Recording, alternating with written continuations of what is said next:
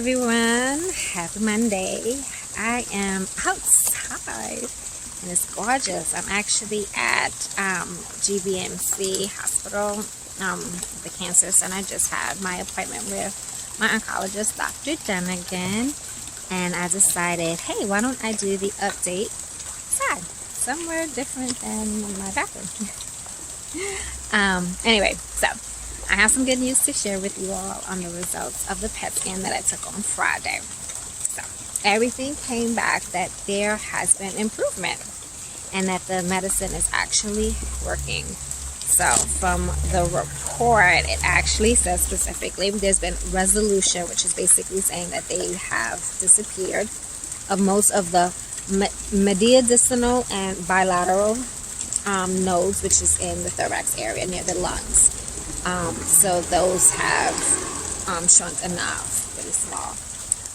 In the abdomen or pelvis area, which is the liver, for my case, it says it's still with multiple liver metastasis, too numerous to count, but they have shrunk in size.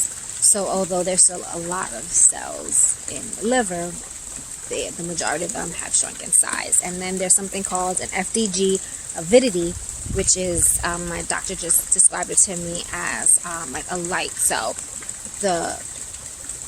they give me what's called a contrast tracer that has glucose, sugar, to go through my body, and the FDG avidity attaches itself, the tracer attaches itself to the glucose, and it lights up those cells that are, because they're cancerous, they're proactive, they're going really fast, metabolizing really fast, that they light up really bright. And so they don't light up. So in addition to being smaller in size, they're not lighting up, they're not as bright, they're not taking in as much of the FDG, just a form of glucose, which I cannot pronounce and don't try.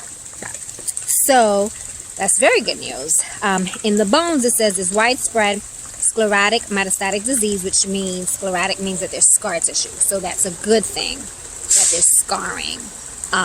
Basically, they're not as active, is what it is. Widespread is still bad because it's all over, but it was already. It says overall, most of the lesions show a decrease in, again, FDG avidity in the bone area.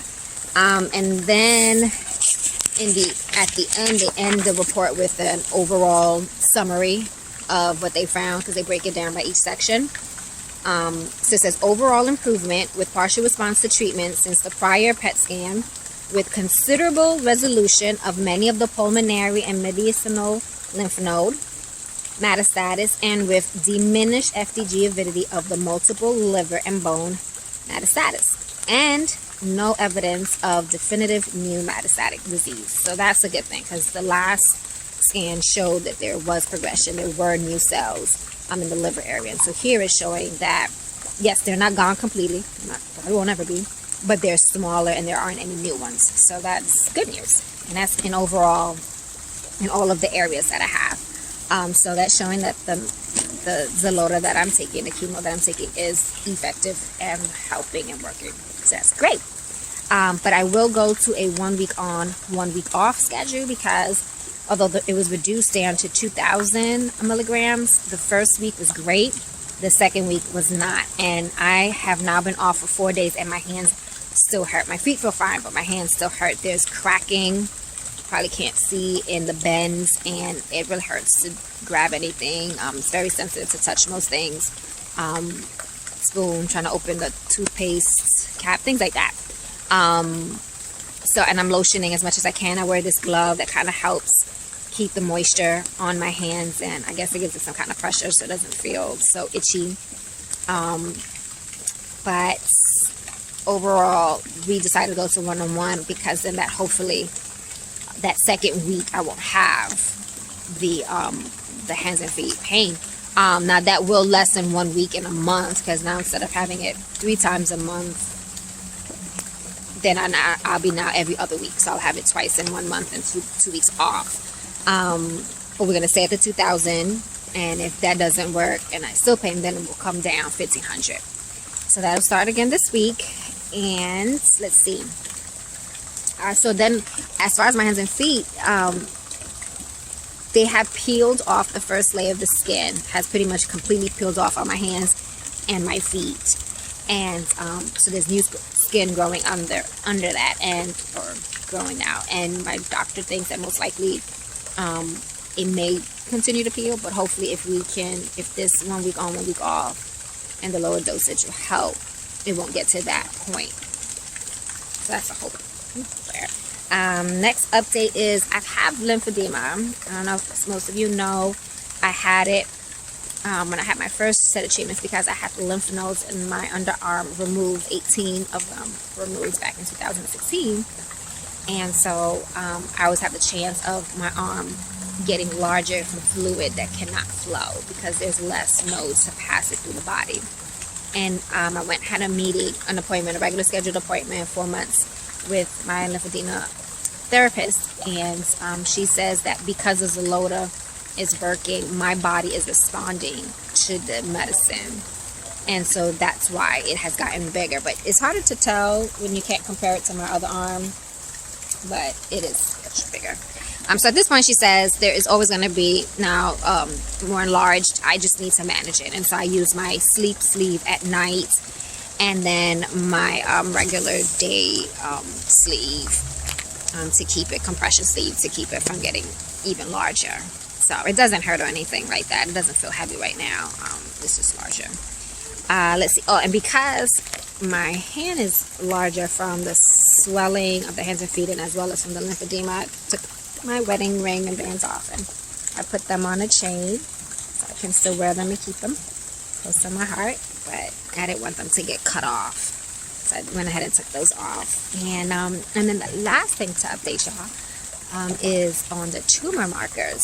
So I had blood work done 3 weeks ago, and there's some blood work that they call cancer markers, tumor markers. It's 2 different kinds that they specifically look for in breast cancer cells. It's when this particular type of protein leaks into the blood system because of the cancer cells.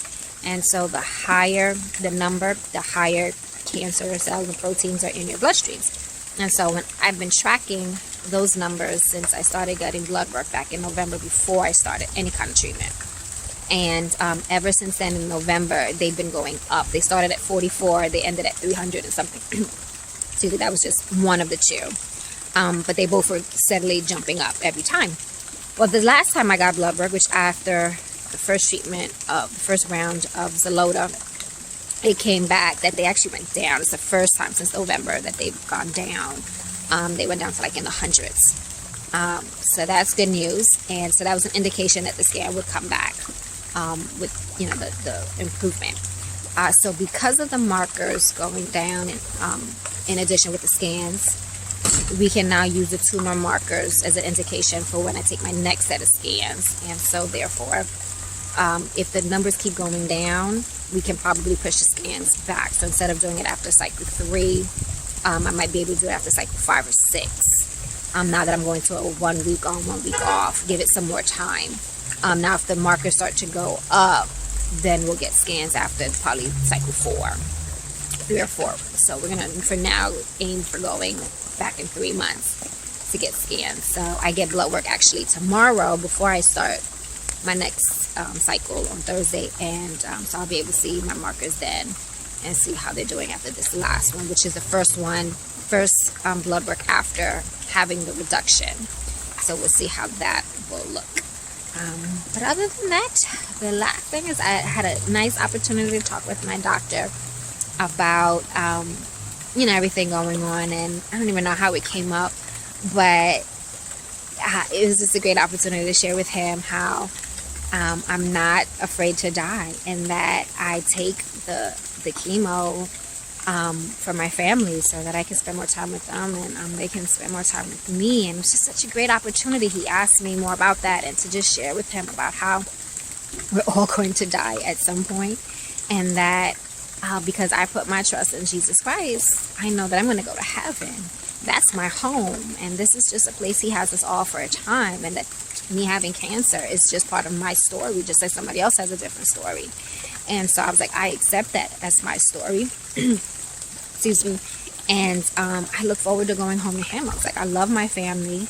And, you know, I'm enjoying my time with them. That's the only reason why we want to be here. Who wants to be here? You know what I mean? When I have heaven to look forward to. And so it was just such a great opportunity because he was, you know, really encouraging. He said it was good for him to hear as a doctor, to hear that sense of peace and healing.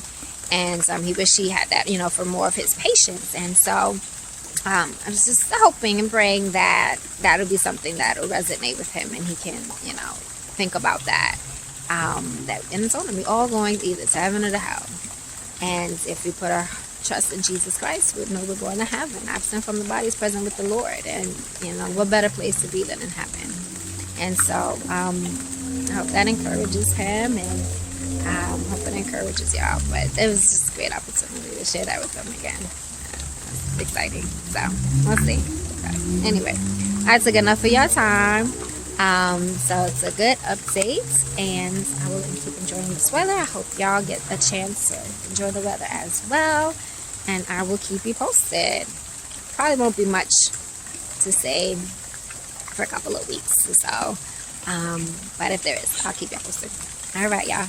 Love y'all. Talk to you later.